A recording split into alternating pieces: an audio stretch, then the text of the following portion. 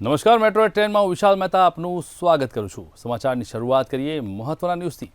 રાજકોટ એમ્સનું 25મીએ પીએમના હસ્તે ઉદ્ઘાટન થવાનું છે, ત્યારે આ એમ્સ 1200 કરોડથી વધુના ખર્ચે આકાર લઈ રહી છે, જેમાં 2 વર્ષથી કાર્યરત ઓપીડી સેવા બાદ આઈપીડી સેવા પણ આગામી 26 ફેબ્રુઆરીથી શરૂ કરી દેવામાં આવશે। 25 ફેબ્રુઆરીએ પ્રધાનમંત્રી નરેન્દ્ર મોદી રાજકોટ આવશે અને પ્રધાનમંત્રીના હસ્તે 250 બેડની તૈયાર થયેલી આઈપીડીનું લોકાર્પણ કરવામાં આવશે। એમ્સના આઈપીડી વિભાગને ખુલ્લું મુકાશે અને તેમજ રેસકોર્સ ખાતે જંગી જનસભા યોજવામાં આવશે। ત્યારે આ સભામાં વિવિધ લોકાર્પણો સાથે ચૂંટણીનો શંખનાદ પણ કરવામાં આવશે। રાજકોટ એમ્સના ડ્રોન વિવાદને લઈને વીડિયો દ્વારા અદ્ભુત નજારો સામે પણ આવશે। आईपीडी में अगर देखा जाए तो हमारी आईपीडी में 15 तरह की मेडिकल स्पेशलिटी की सर्विसेज दी जाएंगी। शुरू में सुपर स्पेशलिटी बाद में आएगा। 15 मेडिकल स्पेशलिटी, उनको मैं गिनना नहीं चाहूँगा, आप बाद में मेरे से ले लेना कि कौन सी स्पेशलिटी की सुविधा इधर होगी।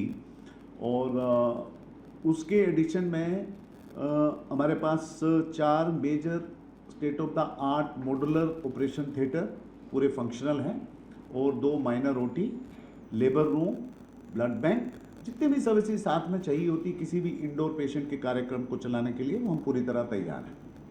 और शीघ्र ही इसका लोकार्पण किया जाएगा। एक्सपेक्टेड है कि हमारे माननीय प्रधानमंत्री जी आए और जो अभी हमारे पास पूरा प्रोग्राम आया नहीं है, जैसे ही आपका आएगा हम आपसे साझा करेंगे। 25 तारीख का हमने अभी तक सुना है कि 25 तारीख को हमारे माननीय प्रधानमंत्री जी आएंगे। और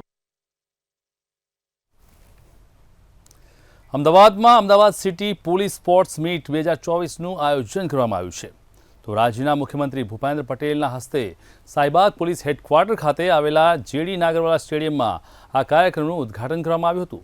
ત્યારે આ સમારોહમાં ગૃહ રાજ્યમંત્રી હર્ષ સંઘવી, રાજ્યના પોલીસ વડા વિકાસ સહાય તેમજ અમદાવાદ પોલીસ કમિશનર પણ ઉપસ્થિત રહ્યા હતા। મહત્વનું છે કે અમદાવાદ શહેરના આશરે 1500 જેટલા પોલીસ અધિકારીઓ અને કર્મચારીઓએ આ સ્પોર્ટ્સમાં ભાગ લીધો હતો। અને અહીંયા હમણાં બધા જુદા જુદા ઝોન અહીંયાથી પસાર થતા હતા, હું જોતો હતો તો એલઆરડી નો બધાનું શરીર એકદમ ફિટ છે, એ ખૂબ આનંદની વાત છે। એટલે તમને જોઈને પછી મેં પાછું વિકાસ સાહેબજીને પૂછ્યું કે મેં કોઈ ઓફિસરો ભાગ લેવાના છે કે નહીં, કે અમને બધાને જરા શરીર મારા જેવું ભારે થઈ ગયું છે એમ, તો કે ના એમને ભાગ લેવાના છે જુદી જુદી રમતોમાં। મેં કહું સારું, આનંદની વાત છે। વર્ષો વર્ષથી પોલીસ સ્પોર્ટ્સ મીટમાં જે રમતો રમાડવામાં આવતી હતી, જેની કોમ્પિટિશનો થતી હતી, એવી તમામ રમતોની શરૂઆત આજે અમદાવાદ શહેર પોલીસ દ્વારા કરવામાં આવી છે। તે બદલ હું અમદાવાદ શહેર પોલીસ કમિશનર શ્રી GS મલિકજી અને એમની આખી ટીમને ખૂબ ખૂબ ખૂબ અભિનંદન આપું છું। થાય છે રમત ગમત એવી બાબત છે કે જે પોલીસ કર્મચારીઓને ફિઝિકલી ફિટ રાખે છે તથા તેને શારીરિક અને માનસિક રીતે સ્વસ્થ અને મજબૂત બનાવે છે। જ્યારે મહારાષ્ટ્ર રાજ્યથી ગુજરાત રાજ્ય અલગ થયું ત્યારે ગુજરાત રાજ્યમાં આવી સ્પર્ધાઓ જિલ્લા, રેન્જ, કમિશનર તથા રાજ્ય સ્તરે યોજાતી હતી, પણ લગભગ સને 1982ના વર્ષથી આવી રમત સ્પર્ધાઓ બહુ ઓછી થઈ અને બંધ થઈ ગઈ છે અને મોટા ભાગે હાલ ક્રિકેટ વગેરેમાં તો આવી સ્પર્ધાઓ થાય છે। ગુજરાત પ્રદેશ કોંગ્રેસ પ્રમુખ શક્તિસિંહ ગોહિલ ડુંગળીની નિકાસબંધીને લઈ સરકાર પર આકરા પ્રહાર કર્યા હતા। તેમણે કહ્યું કે સરકારને જ્યારે ચૂંટણી દેખાઈ ત્યારે માત્ર 3 લાખ મેટ્રિક ટન નિકાસની છૂટ આપીને એવો પ્રચાર શરૂ કર્યો છે કે જાણે ખેડૂતો પર કોઈ મોટી મહેરબાની કરી દીધી હોય। હકીકતમાં દેશમાં ડુંગળીનું ઉત્પાદન 230 લાખ ટનથી પણ વધારે છે અને ખેડૂતો રોડ પર ઉતર્યા અને ડુંગળીને રોડ પર ફેંકી દેવાની ઘટના બની હતી, જે બાદ નિર્ણય લેવાનો હવે કોઈ મતલબ નથી। આનાથી શું ફાયદો થવાનો? ક્યાં ખેડૂતને ફાયદો થવાનો? માત્ર મતો આ ચૂંટણી આવે છે ને એટલે આ લોલીપોપ જેવી જાહેરાત છે। મારી માંગણી છે, કોંગ્રેસ પક્ષની માંગણી છે કે ભારતીય જનતા પાર્ટીની સરકારે ડુંગળી પકવતા ખેડૂતો ઉપર ભારે અન્યાય કર્યો છે, એમને બરબાદ કર્યા છે અને એટલા માટે જે ખેડૂતોએ ઓગસ્ટ 2023થી લઈને આજ સુધી જે ડુંગળી વેચી છે એ તમામ ખેડૂતોને સુરતના વેસુ વિસ્તારમાંથી હાઈફાઈ સ્પાની આડમાં ચાલતા કુટ્ટણખાનાને પોલીસે ઝડપી પાડ્યું છે. પોલીસે હોટલ એમ્બેઝમાં રેડ કરતી 7 વિદેશી થાઇલેન્ડની મહિલાને મુક્ત કરાવી છે. સાથે જ ઘટના સ્થળેથી 8 ગ્રાહકોની ધરપકડ કરાઈ છે. જ્યારે કુટ્ટણખાનું ચલાવવામાં આવતું હતું ત્યારે મુખ્ય 3 આરોપીઓને વોન્ટેડ જાહેર કર્યા છે.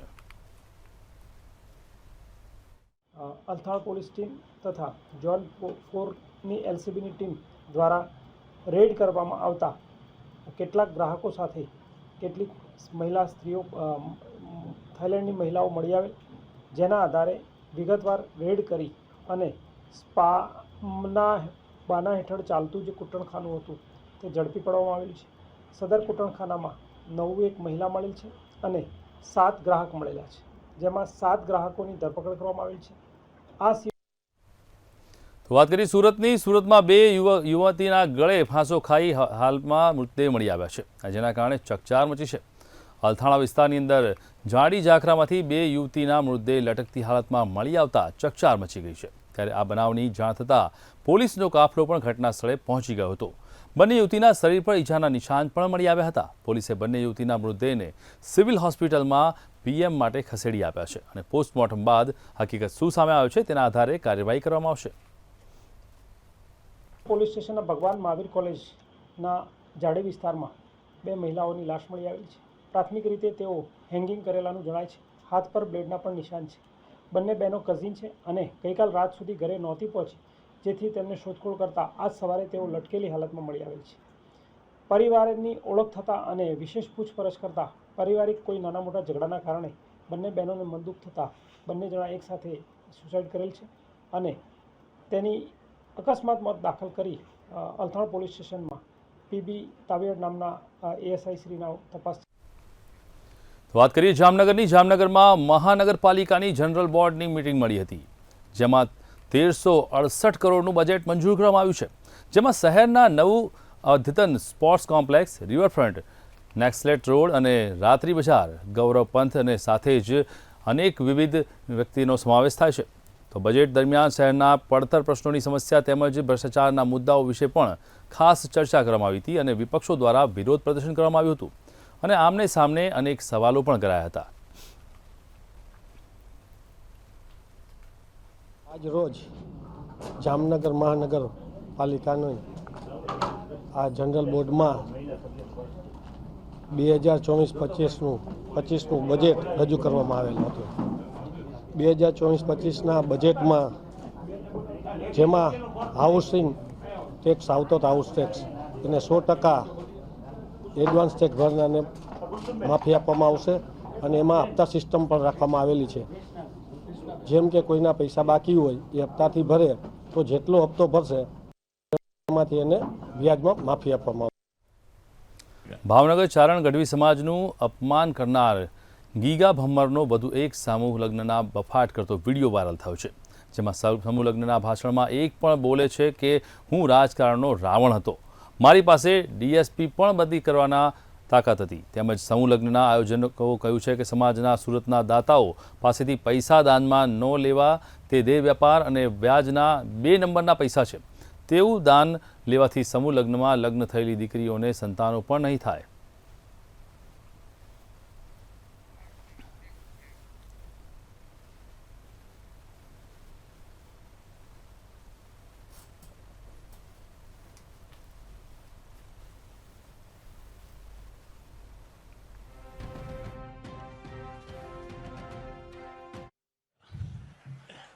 એટલે આજે એને તમારે હંધાય જે ભાઈઓ તમે કરીએ કે મહો ભાઈએ વાત કરી કે ભાઈ મધુ આવડા દેવાયતભાઈ ને ભાદરકોભાઈ મયુર એને હોંપી દો.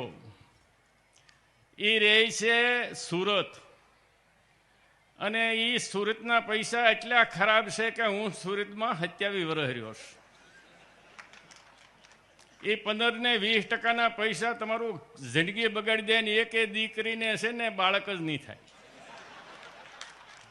આ તમને મને ખ્યાલ છે ને કે તમને આપું સાબુતી દેહ વેપારના પૈસા છે. યાદ કરો, સુરતમાં કોઈ રહેવા ન જતા હોય, પાછા આવી આવો, અહીંયા 2 ભેહું વધારે સારીને દૂધ ભરશું. તો રાજકોટ મનપા કચેરી ખાતે જનરલ બોર્ડની બેઠક મળી હતી, જેમાં મંજૂર થયેલા બજેટની જોગવાઈઓ અંગે ચર્ચા કરવામાં આવી છે.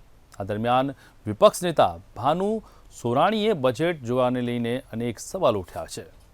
તેમણે કહ્યું હતું કે ગત બજેટની જોગવાઈઓ પૈકી માત્ર 884 કરોડ વાપરવામાં આવ્યા હતા. જો કે જનરલ બોર્ડ ₹2469 કરોડનું બજેટ રજૂ કર્યું હતું, જેમાંથી માત્ર 884 કરોડ એટલે કે બજેટના 36% રકમનો જ પ્રજાના વિકાસ માટે ઉપયોગ થયો છે, જે કેટલાક પ્રમાણમાં વ્યાજબી નથી. ત્યારે આ સવાલના સ્ટેન્ડિંગ ચેરમેન જયમીન ઠાકરે જવાબો પણ આપ્યા હતા. રાજકોટ મ્યુનિસિપલ કોર્પોરેશનને 50 વર્ષ પૂર્ણ થયા છે. 51ના વર્ષમાં રાજકોટ મહાનગરપાલિકા અત્યારે ચાલી રહ્યું છે. 50 વર્ષ અને 50 કરોડની વિકાસ કામોની યોજનાઓ આવનારા વર્ષમાં નવા બજેટની અંદર પણ લેવામાં આવી છે. કુલ મિલાવીને વાત કરું તો આજે અંદાજપત્ર ભારતીય જનતા પાર્ટીના તમામ સભ્યશ્રીઓએ આજે નવા વર્ષનું અંદાજપત્ર રજૂ કર્યું છે. સરકારે ગઈકાલે ડુંગળી પરની નિકાસ પ્રતિબંધ હટાવી લેતા જેતપુર માર્કેટ યાર્ડમાં ડુંગળીની હરાજી શરૂ થઈ ગઈ હતી. ત્યારે સારી ડુંગળીના ભાવ 350 બોલાયા અને નબળી ડુંગળીના ભાવ 150થી 200 રૂપિયા ભાવ બોલાયા હતા. જો કે ઘણા ખેડૂતોએ ડુંગળીના સારા ભાવ મળવાની સાથે જ તેના ખુશીની લહેર જોવા મળી છે. પરંતુ અનેક ખેડૂતોમાં રોષ પણ જોવા મળ્યો છે, કારણ કે ખેડૂતોએ જ્યારે મોટા ભાગની ડુંગળી વહેંચી નાખી હતી, ત્યારબાદ નિકાસ કરવાની સાથે જ ખેડૂતોમાં ભારે રોષ જોવા મળ્યો હતો. ખેડૂતો કહી રહ્યા છે કે સરકારે ઘોડા છૂટ્યા બાદ તબેલે તાળા મારવા જેવી સ્થિતિનું નિર્માણ કર્યું છે. ખેડૂતોના મોંમાં આવેલા કોળિયાનો છીનવી લઈ બાદ સરકારે ડુંગળીની નિકાસ પરથી પ્રતિબંધ હટાવ્યો છે. ખેડૂતને જેની પાસે છે માલ એને ફાયદો થાય. 20% ખેડૂત પાસે ડુંગળી છે, હવે ડુંગળી રહી નથી. ખરેખર આ પ્રતિબંધ વહેલો ઉઠાવવાની જરૂર હતી, જ્યારે ખેડૂત પાસે ડુંગળી પુષ્કળ હતી. અને જ્યારે યાર્ડમાં ડુંગળીનો કોઈ મબલક આવક હતી ત્યારે ઉઠાવવાની જરૂર હતી. અત્યારે હવે આવક ભાવ કપાઈ ગઈ છે ત્યારે ઉઠાવી છે. કોઈ વાંધો નહીં, એટલે જે ખેડૂત પાસે છે એને તો ફાયદો થશે. પણ પહેલાં જે ખેડૂત બધાને ખોટ ગઈ એને તો ગઈ જ, નુકસાનીમાં ગયા. આ ખરેખર નિર્ણય લીધો છે, ભલે લીધો, પણ આ બધાને ખબર છે ચૂંટણી આવી ઢુકડી એટલે લીધો. સરકારે ડુંગળીની નિકાસની છૂટ આપેલ છે, તેથી ખેડૂત ભાઈઓને ભાવ સારા મળે છે, તેથી સરકારનો ખૂબ ખૂબ આભાર. તો સમાચારમાં આગળ વધીએ. સમાચાર આવી રહ્યા છે મહત્વપૂર્ણ બ્રેકિંગ ન્યૂઝ સુરતથી. સુરતમાં એક બાળકીને પીખી નાખનાર હેવાનની હરકત સામે આવી છે. સુરતમાં 3 વર્ષીય બાળકીના પિતાનો મિત્ર હવસખોર હેવાન બન્યો. પલસાણાના કારેલીમાં 3 વર્ષની બાળકી સાથે કર્યા છે અડપલા. પિતાના મિત્રએ બાળકીને ઘર નજીક ખુલ્લી જગ્યામાં લઈ જઈ ત્યાં અડપલા કર્યા. રાત્રિ દરમિયાન ઘર નજીક વેફર આપવાના બહાને લઈ ગયો હતો અને ત્યારબાદ તેની સાથે અડપલા કર્યા હોવાની હકીકત સામે આવી છે. પ્લોટ જોવાના બહાને મિત્રના ઘરે આવતા હેવાને શર્મનાક કૃત્યને અંજામ આપ્યો છે. આ ઘટનાની જાણ થતાની સાથે જ મામલો પોલીસ સ્ટેશન ખાતે પહોંચ્યો છે. બાળકીના પિતાએ પલસાણા પોલીસને જાણ કરી અને પોલીસે ગુનો નોંધી કાર્યવાહી હાથ ધરી છે. પલસાણા પોલીસે આરોપીને ગણતરીના કલાકોમાં જ ઝડપી પાડ્યો છે અને હવસખોર હેવાન સામે કડક કાર્યવાહી હાથ ધરી છે.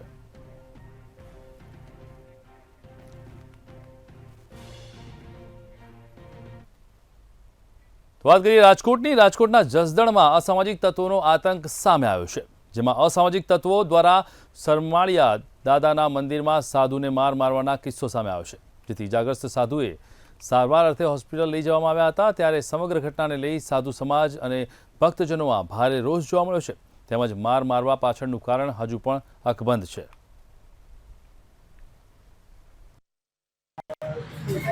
હવે એમને રાતે કોઈ આવારા તત્વો આવીને મારી ગયા છે, બરાબર. મોઢા ઉપર પથ્થરના ઘા કર્યા છે, માર્યા છે, પછી મારીને ઢળ્યા છે. હવે કોણે માર્યા એ બાપુની ખબર નથી. અને અમને તો સવારમાં ફોન આવ્યો એટલે હું સરમાળી આવ્યો. સરમાળી આવીને 108 બોલાવી, પછી બાપુની સારવાર કરી આપણે અને મદદરૂપે થયા. પણ આ વસ્તુ બનવી ન જોઈએ એમ. પોલીસવાળાને કોઈને ખ્યાલ ન હોય, પોલીસવાળા કોઈ આવ્યા નહોતા અને આપણે જાહેર કર્યું નથી પોલીસમાં. પણ આમાં થોડુંક પોલીસને ધ્યાન દેવું પડે કે ભાઈ આવા અસામાજિક તત્વો અને લુકા તત્વોને કાયદેસરની આની માટે કાર્યવાહી કરો અને બને એટલા સરઘસ કાઢો ને ચોકે ચોકે મારો. આ 100 વર્ષની ઉંમરના સાધુ ઉપર જો આવા લુકાઓ હુમલો કરે મંદિરમાં આવી તો આ મંદિર કોઈના બાપની જાગીર નથી ભાઈ, બરોબર? આની ઉંમર તો જોવો તમે. અને પોલીસ તંત્રને અમારી એટલી રજૂઆત છે તમારા મીડિયાના માધ્યમથી કે આવા લોકોને તમે તાત્કાલિક ધોરણે પકડો અને તપાસ કરો કે આ છે કોણ. રાજ્યમાં હાલ રોગચાળો ફાટી નીકળ્યો હોય તેવી સ્થિતિ જોવા મળી રહી છે. તેમાં અમદાવાદમાં વાયરલ ઇન્ફેક્શનના કેસોમાં સતત વધારો જોવા મળી રહ્યો છે. તો સિવિલ હોસ્પિટલમાં જ એલર્જી અને ધૂળના કેસોમાં મોટો વધારો નોંધાયો છે, જેમાં પહેલી વખત માત્ર 16 દિવસમાં જ વાયરલ ઇન્ફેક્શનના 33,000 કેસ નોંધાયા છે. ત્યારે છેલ્લા 3 દિવસની વાત કરીએ તો માત્ર 3 દિવસમાં સિવિલ ઓપીડીમાં વાયરલ ઇન્ફેક્શનથી સંખ્યા 1900 સુધી પહોંચી ગઈ છે. આ દર્દીના શરદી, ઉધરસ અને એલર્જી જેવા લક્ષણો ખાસ જોવા મળી રહ્યા છે.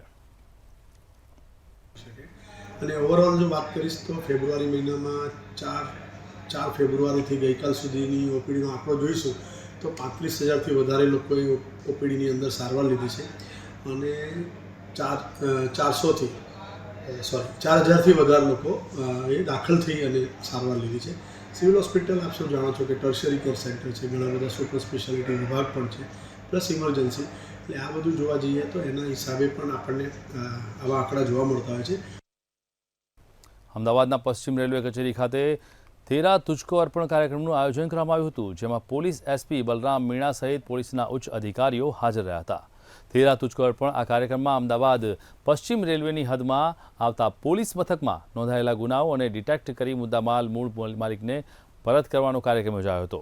તેરા તુજકો અર્પણ કાર્યક્રમમાં 304 અરજદારોને તેમનો મુદ્દામાલ પરત કરવામાં આવ્યો હતો, જેમાં મોબાઈલ, વાહનો તેમજ દાગીના મળી કુલ 3 કરોડથી વધુનો મુદ્દામાલ માલિકોને પરત કરવામાં આવ્યો છે.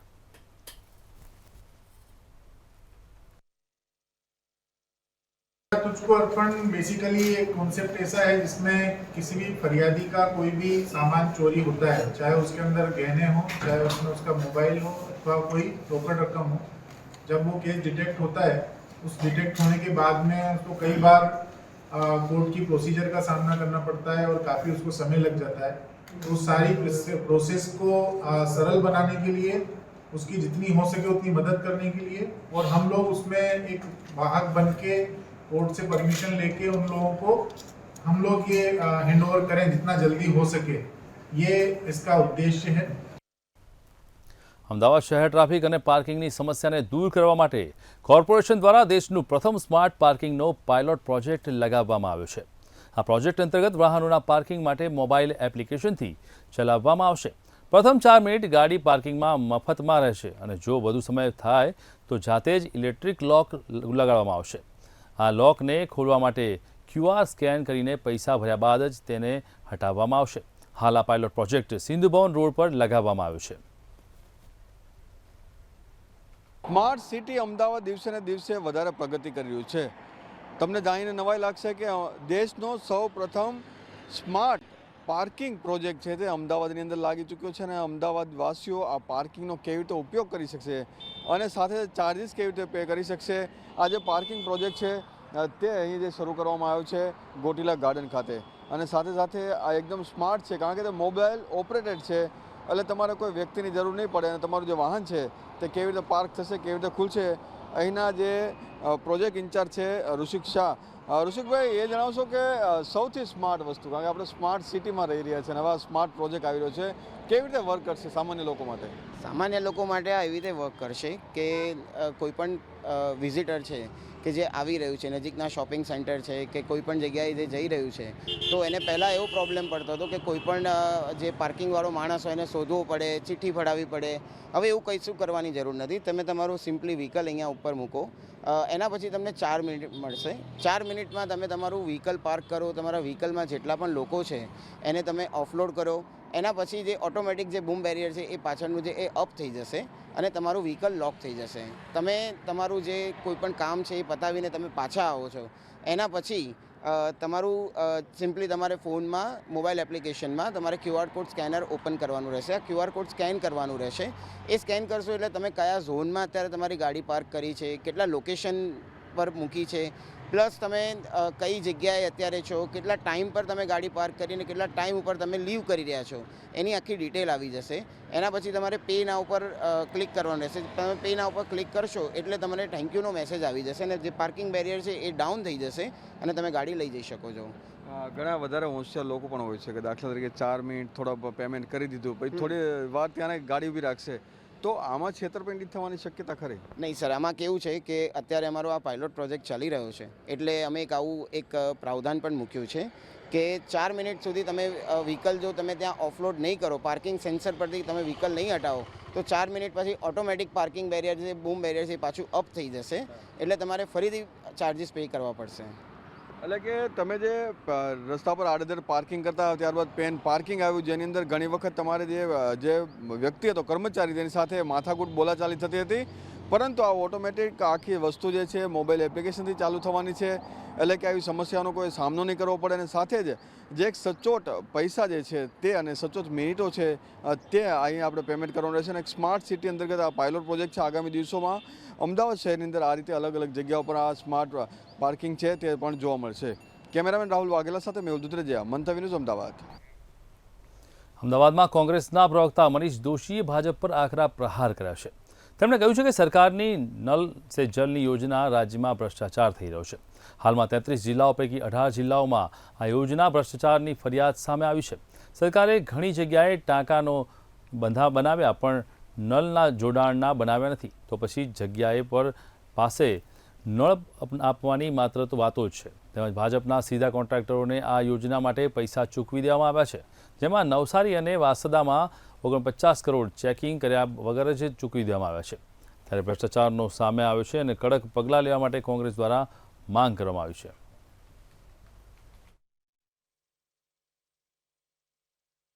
નર્મદા જિલ્લાના ગારદા ગામ સહિત અનેક ગામના કામમાં પણ એ નવસારી વાસદામાં 49 કરોડનું બિલ કામ કર્યા વિના ચૂકવાઈ ગયું. ફરીથી હું આંકડો બોલું છું, નર્મદા અને નવસારી અને વાસદામાં 49 કરોડ રૂપિયા જેટલી માતબર રકમ બારોબાર ચૂકવાઈ ગઈ છે.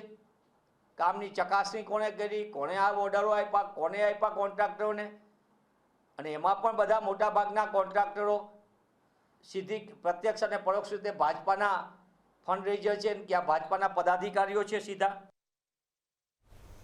તો બ્રેકિંગ ન્યૂઝ આવી રહ્યા છે ભાવનગરથી. ભાવનગરમાં લૂંટના આરોપીઓની ધરપકડનો કિસ્સો સામે આવ્યો છે. ઘોઘા રોડ પોલીસે લૂંટ કરેલા 2 ફરાર આરોપીઓને ઝડપી પાડ્યા છે. હિન્દી ભાષી યુવાનને આંતરી લૂંટ કરનાર ઈસમોને ઝડપી પાડવામાં આવ્યા છે.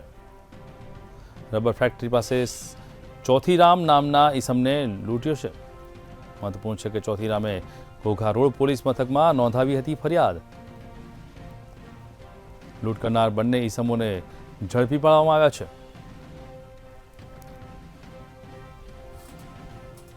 બંને ઈસમો પાસેથી છરી પણ કબજે કરવામાં આવી છે.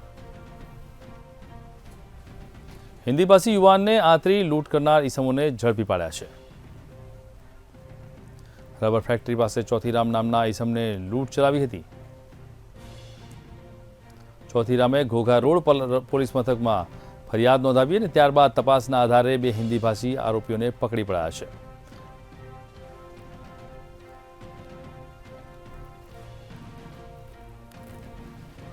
ભાવનગર ઘોઘા રોડ પાસે લૂંટ ચલાવનાર બંને આરોપીઓને પકડવામાં પોલીસને સફળતા મળી છે. પોલીસે તપાસના આધારે 2 આરોપીઓની ધરપકડ કરી અને કેસનો ભેદ ઉકેલી નાખ્યો છે. રબર ફેક્ટરીથી પાસે ચોથીરામ નામના ઈસમને લૂંટવામાં આવ્યો હતો. તો આજ મુદ્દે મારી સાથે જોડાયા છે અમારા સંવાદદાતા હિરેન ચૌહાણ. હિરેન, જણાવો કે જે રીતે લૂંટ કરનાર 2 ઈસમોની ધરપકડ કરાઈ છે, શું છે સમગ્ર મામલો? જી વિશાલ, ચોક્કસ જણાવી દો તો ગઈ તારીખ 17ના રોજ સાંજના સમયે પરપ્રાંતીય યુવાન જે મજૂરી કામ ભાવનગરમાં કરે છે અને રામચંદ્ર મંદિર વિસ્તારમાં રહે છે, તે રાત્રિના સમયે રબર ફેક્ટરી પાસેથી જ્યારે પસાર થઈ રહ્યો હતો ત્યારે 2 યુવક છે તે અચાનક જ ગાડી લઈને આવી જાય છે અને તીક્ષ્ણ હથિયાર દેખાડીને તેની પાસેથી રોકડ રકમ 1700 તેમજ તેનો મોબાઈલ લઈને ત્યાંથી નાસી છૂટે છે. જેને લઈને જે ચોથીરામ નામનો જે પરપ્રાંતીય યુવાન છે તેને ઘોઘા રોડ પોલીસ સ્ટેશનમાં ફરિયાદ લૂંટની લખાવે છે. જેને લઈને ઘોઘા રોડ પોલીસ સ્ટેશનનો કાફલો ટેકનિકલ સોર્સિસ અને હ્યુમન રાઇટ સોર્સિસના મદદથી આ જે બંને ઈસમો છે, જેમાંથી એક ઈસમ સુભાષનગર વિસ્તારમાં રહે છે, જેનું નામ દીપકભાઈ મોણપરિયા છે, અને બીજો ઈસમ ખેડૂતવાસ મચ્છી બજારમાં રહે છે, જેનું નામ સંજય પરમાર છે. બંનેને ઝડપીને પોલીસ સ્ટેશને લઈ જાય છે અને તેમની પૂછપરછ કરતા બંને ઈસમો દ્વારા જ્યોતિરામને લૂંટવામાં આવ્યો હતો તેવું કબૂલાત કરવામાં આવે છે, જેને લઈને તેની પાસે રહેલ તીક્ષ્ણ હથિયાર એટલે કે છરી અને બંને ઈસમોને ઝડપીને પોલીસે વધુ કાર્યવાહી હાથ ધરી છે. જી હિરણ, જે રીતે બંને આરોપીઓની ધરપકડ કરવામાં આવી છે, આ આરોપીઓને કેવી રીતે પકડવામાં આવ્યા? ટેકનિકલ સોર્સ વાપરવામાં આવ્યો છે કે પછી કોઈ હ્યુમન સોર્સની મદદથી પકડાયા છે? જે ચોક્કસ જણાવો તો જે રીતના ભાવનગર સીસીટીવી કેમેરા નેત્રના જે કેમેરા લાગેલા છે અને જે ઘટનાની અંજામ જે વિસ્તારમાં આપ્યો છે ત્યાં અગાઉથી જે કહી શકાય કે ટેકનિકલ સોર્સિસ અને પોલીસના જે બાતમીદારો હોય છે તેની સતર્ક કરીને આ બંને ઈસમો કોણ છે તેની તપાસ પોલીસે હાથ ધરી હતી અને તેને જેને લઈને આ બંને ઈસમો પાસે રહેલ જે ગાડી હતી તે ગાડીની પણ ડિટેક્ટ કરવામાં આવી હતી અને ત્યારબાદ બંને ઈસમોને શોધી કાઢવામાં પોલીસે ટેકનિકલ અને હ્યુમન સોર્સિસ બંનેની મદદથી બંને આરોપીઓને છે ઝડપી પાડ્યા છે. જી પછી આભાર. તો જે રીતે અત્યારે હાલમાં અમારા સંવાદદાતા હિરેન ચૌહાણે જણાવ્યું કે 2 લૂંટ કરનાર હિન્દીભાષી આરોપીઓને પકડવામાં પોલીસને સફળતા મળી છે.